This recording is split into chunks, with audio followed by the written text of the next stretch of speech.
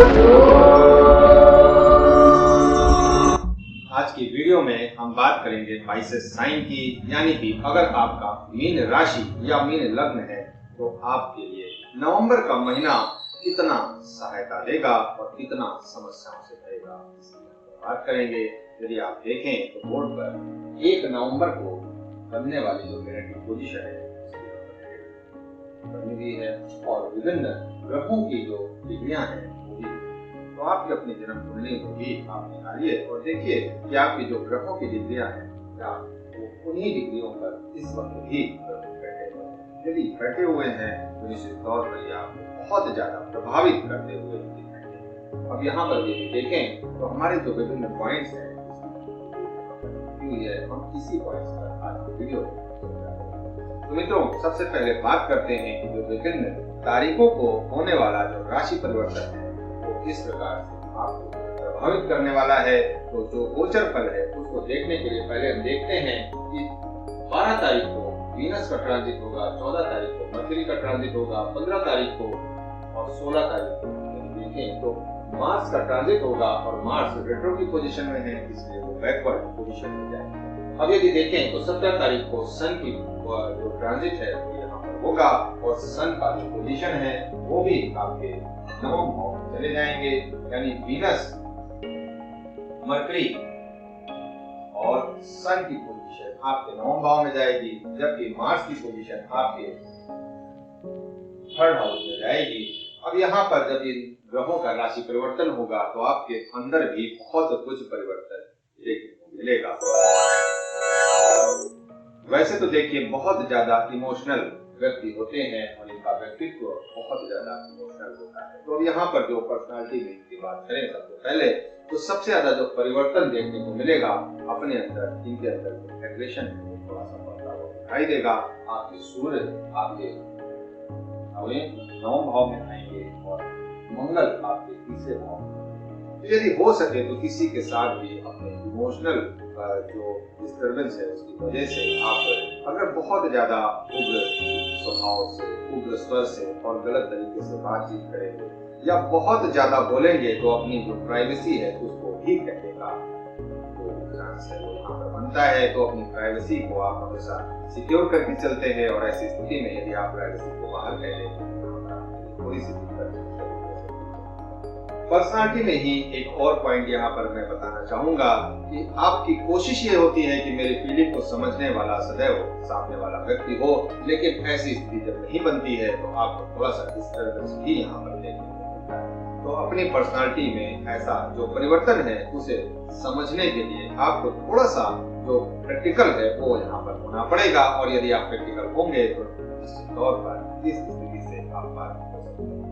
अपनी पर्सनालिटी में एक और पॉइंट को मैं यहाँ पर जोड़ना चाहूंगा जो आप इम्प्रूव कर सकते हैं कि आपकी अपनी जो पास्ट लाइफ है उससे निकलने का प्रयत्न भी आपको यहाँ जरूर करना चाहिए। यदि आप अपनी पास्ट लाइफ में ही फंसे रहेंगे तो यहाँ पर आपको दिक्कत हो सकती है, क्योंकि देखें तो गुरु और नेपच्यून दोनों ही पाइसेस साइन के लॉर्ड होते हैं। पहला जो लॉर्ड होते हैं वो नेपच्यून होते हैं और सेकंड लॉर्ड आपके गुरु होते हैं।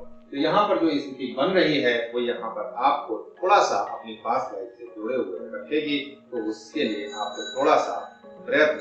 लव लाइफ की बात करें तो यहाँ पर इनका जो बेसिक नेचर है वो तो रोमांटिक होता है, रोमांस के से इनका लगाव होता है, लेकिन कभी भी इनका जो रोमांस है वो एक जैसा नहीं होता, कभी घटता या बढ़ता रहता है। तो इनको थोड़ी सी समस्या इस लाइन में जरूर रहती है, अपने रिलेशनशिप को लेकर के थोड़ा सा चिंतित भी रहते हैं और थोड़ा हो सकता है कि इस वक्त नवंबर के महीने में थोड़ा एग्रेसिवली ये बिहेव कर सकते हैं। तो यहाँ पर इनके जो पार्टनर हैं उनको इस बात को जरूर समझना चाहिए। यदि आपका पार्टनर भी पाइसेस साइन का है तो नवंबर के महीने में थोड़ा एग्रेसिव और थोड़ा सा आपको ऐसे वचन भी बोल सकते हैं जो आपको शायद अच्छे न लगे, लेकिन उसे आपको समझना होगा। तो यहाँ पर इस बात का जरूर ध्यान रखिएगा और यहाँ पर इस बात का भी आपको ध्यान रखना है कि अगर आपकी अपनी मैरिटल लाइफ है तो यहाँ पर आपकी मैरिटल लाइफ पूरी तरीके से आपको सहयोग, आपका जो पार्टनर है वो आपको सहयोग देता हुआ दिखेगा। उनका सहयोग लेकर के आप किसी भी जो स्थिति है उसका सामना कर सकते हैं। जो लोग नई पार्टनरशिप में बनने जा रहे हैं उनसे मैं यही कहना चाहूंगा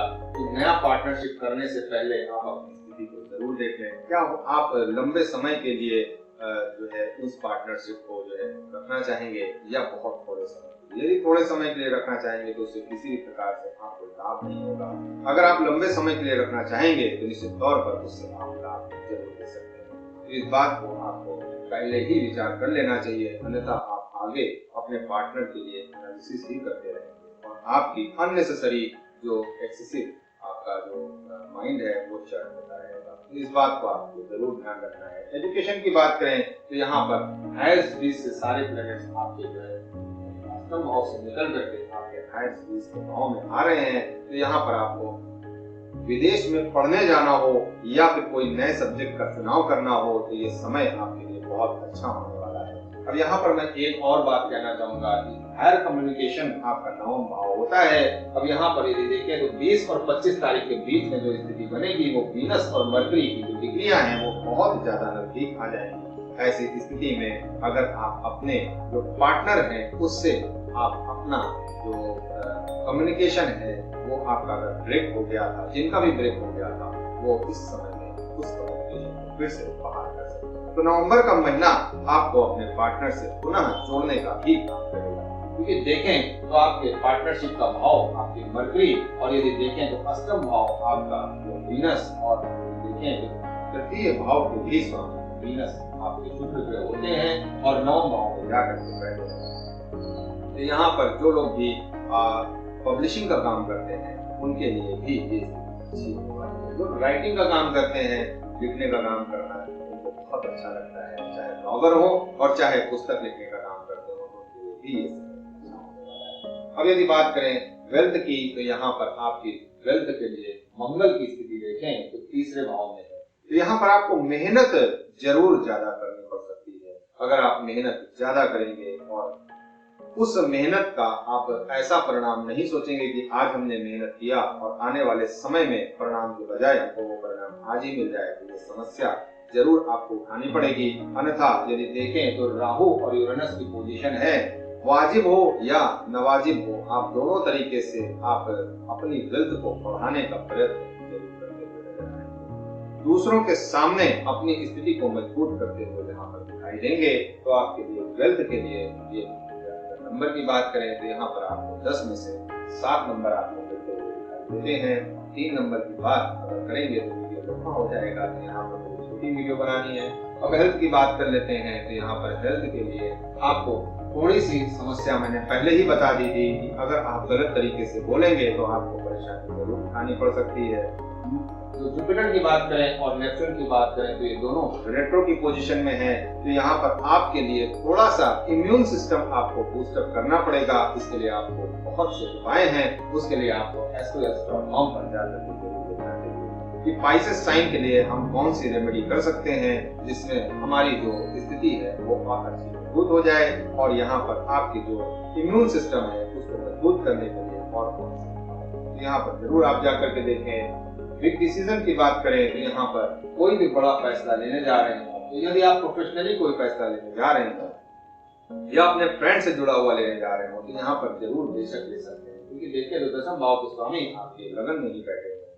और यदि देखें तो आपका नवम भाव भी इस वक्त आपको ज्यादा स्ट्रॉन्ग हो जाएगा। तारीख का ध्यान जरूर रखें, 14 तारीख के बाद की बात मैं कर रहा हूँ। तो यहाँ पर जब ये बड़ा फैसला लेने जा रहे हो, चाहे ट्रेवल से जुड़ा हुआ हो, चाहे विदेश में अब्रॉड से जुड़ा हुआ कोई भी कनेक्शन हो, चाहे आप एक्सपोर्ट इंपोर्ट का काम करते हो और चाहे आप एजुकेशनल क्षेत्र में तो उनसे जुड़ा हुआ फैसला आप 14 और 15 तारीख के बाद जरूर ले सकते हैं। बिग डिसीजन और की बात मैंने की और यहाँ पे बिग लॉस और बिग प्रॉफिट की बात करें तो आपका लॉस के लिए तो कोई ऐसी विशेष संभावना नहीं दिखाई देती सिवाय इम्यून सिस्टम के। अब यदि आप हेल्थ को ध्यान नहीं देंगे तो सबसे बड़ा नुकसान आपका वही हो सकता है। बाकी आपका सभी कुछ प्रॉफिट में होने वाला है, तो इसका आपको ध्यान रखना पड़ेगा।